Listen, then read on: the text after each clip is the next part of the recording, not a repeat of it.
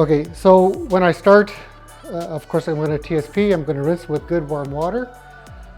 I usually concentrate on areas around light switches, doorknobs, tops of frames, tops of baseboards, because of course people, their handprints are on these areas, and of course a lot of dust settles on top of baseboards and door frames.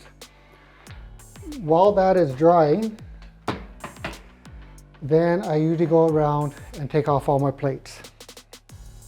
If I have little holes where they had wall hangings, often the drywall will be protruding outward. I want to push that in. All right.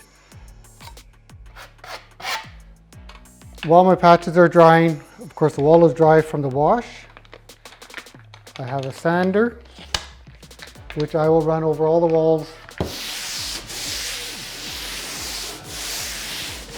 taking care not to hit my patched areas.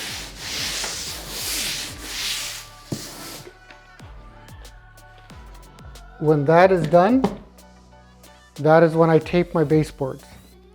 Taping again is quite relatively simple, and yet you do have to make sure it's straight, and you have to make sure it's in the groove between the baseboard and the wall.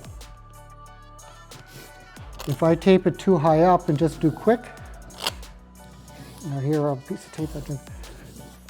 If I tape it up on the wall like that and I change the color, when I pull the tape off, I'm going to have my new color, the old color, and the trim color.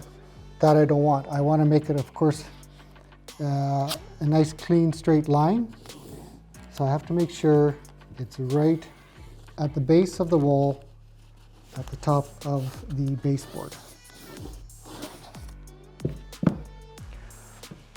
So then it's time to paint.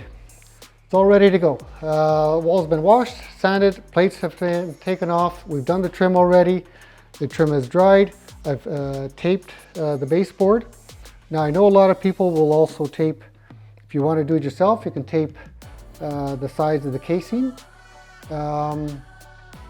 I generally don't do that. I've been painting for a few years, so I just do it all freehand. And it doesn't really matter where you start. You can start on the top, you can start on the bottom. I'm here now, so we'll just start on the bottom. I also don't want to put too much along the tape. I don't want it to bleed.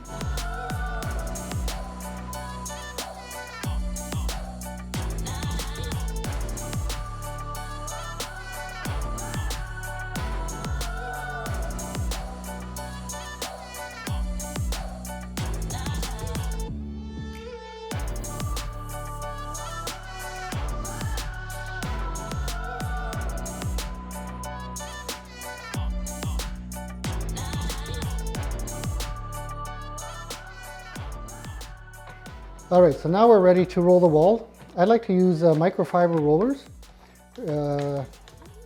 generally because it doesn't leave any hairs behind. I also don't load up the roller too much, especially at the beginning.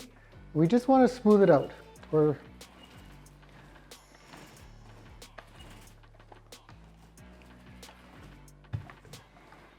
My philosophy, we can always put more on, but once it's on, it's pretty hard to take off.